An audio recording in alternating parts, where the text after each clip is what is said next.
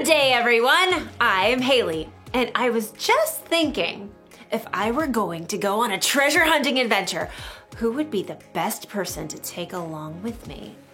This is gonna take some wisdom. Wisdom is finding out what you should do and doing it. You know who knows a thing or two about hunting for treasure? Pirates! Arr! Pirates have been hunting for treasure for generations. She'd make the perfect person to bring on my adventure. Arr! I'll find your treasure for ye. X marks the spot. Then again, the only reason pirates buried treasure in the first place is because they stole it from someone else. I'm not sure they can be trusted. Sure we can. A pirate's word is her bond. That's the code of the sea. Arr. Well, when you put it that way. Hey, wasn't your eye patch on your right eye? Oh, sorry about that. Now, about that treasure. I wonder if I should take my Aunt Jeannie on my adventure. Oh, how nice of you to think of me for your little trip. Bless your heart. Oh, I don't know. She may be a little old for treasure hunting, but Then again, she was an investigative journalist for Archaeological Digest magazine for 40 years. 42 years, dear? Ooh. You know a thing or two about hunting for treasure, don't you, Aunt Jeannie? I've been around, that's for sure. Well, it seems like a no-brainer. It's obvious who I should take on the treasure hunt. It's... Thank you. Was a hard decision, I'm sure. But I'm the star that you've been searching for. In today's story, we'll hear about a king who had a hard decision to make. Follow the advice of his friends or people who are older and wiser. It's fun to talk that way. I imagine doing it for our whole adventure. Nope. I'll see you soon. The Bible. It's 66 books of history, stories, letters, and poetry that fit together to form God's one big story. The epic adventure of how He created us and loves us so much that He made a way to rescue us. As we travel through the Bible, from Genesis to Revelation, we discover people who met God and found their lives changed forever. Now, for an amazing story, inspired by the book of 2 Chronicles, chapter 10. For over 40 years, King Solomon ruled over Israel. During that time, he did some pretty amazing things, like building a breathtaking temple for the Lord and a beautiful palace for himself. He received visitors from all over the world. He shared with others the wisdom God had given him. Much of this wisdom can be found in the book of Proverbs, including this advice on how to gain wisdom. Walk with wise people and become wise. A companion of foolish people suffers harm.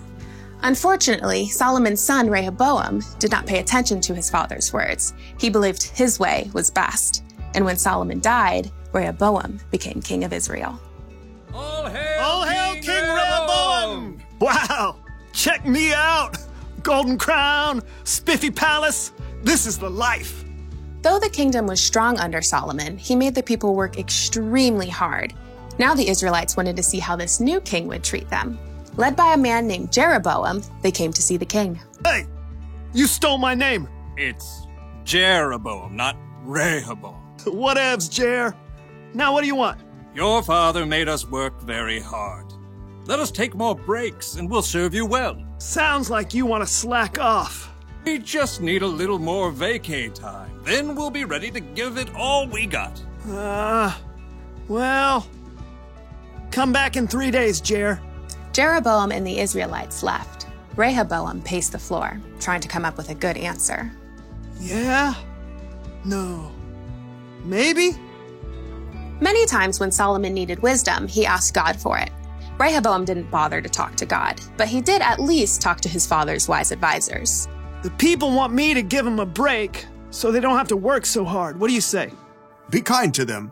Absolutely. Give them what they're asking for. You'll win their loyalty that way. Then they will serve you well. Huh. Instead of taking the advice of these wise men, Rehoboam decided to ask his buddies, the guys he had grown up with. He found them eating honey cakes and debating racing chariots. Gotta go with gold rims is what I say. Nah, gold is all show. You have to add some diamonds for traction. Hey, guys. Yo! What is up, my man? People want me to give them a break so they don't have to work so hard. What do you say? Oh, this is good. You get to do the real king stuff now. You gotta show them who's boss. They think your dad was tough? Tell them my pinky finger's stronger than my daddy's legs. Yeah, and my dad gave you a heavy load, but you haven't seen nothing yet. I am gonna lay it on you.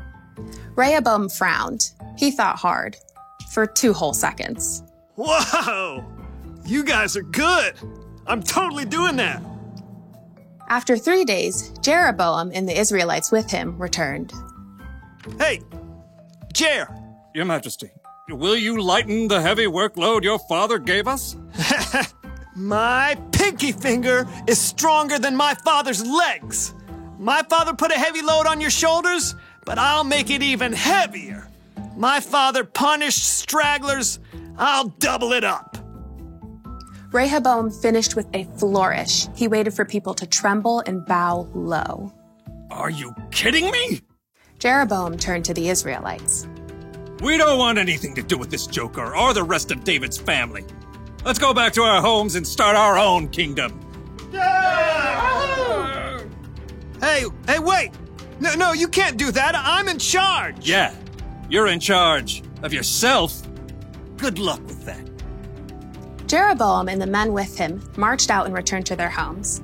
From that day, the nation was split into two kingdoms. Rehoboam still ruled in Judah, but Jeroboam was made king of Israel. Totally not my fault. Rehoboam failed to listen to his father's own words. Walk with wise people and become wise. A companion of foolish people suffers harm. Rehoboam's foolishness nearly cost him all of the kingdom.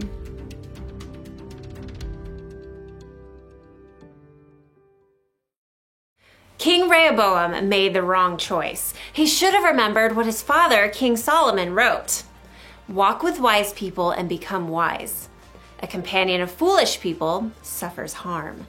That means if you want to become wise, you should find someone who's wiser than you to spend time with. Jesus' disciples spent 3 years hanging out with him, listening to him teach, watching the wise way he lived.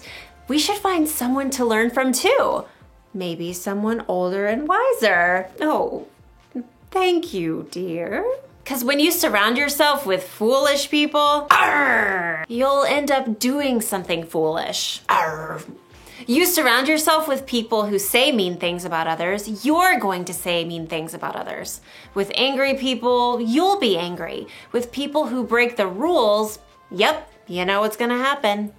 But hey, you've been around, right? You know the difference between someone who makes wise decisions and someone who doesn't. So, pick your friends carefully and find someone older and wiser to be your mentor, someone you can learn from. Here's the one thing to remember today. Hang out with wise people. Ask God to help you find the wise people in your life. He wants you to have wisdom, remember, and He can use other people to help show you the way. So, what do you say, Aunt Jeannie? You want to go on an adventure with me? Haley, my dear, I was made for adventure. Well, all right. I'll see you all next time. Bye. Bye from me too.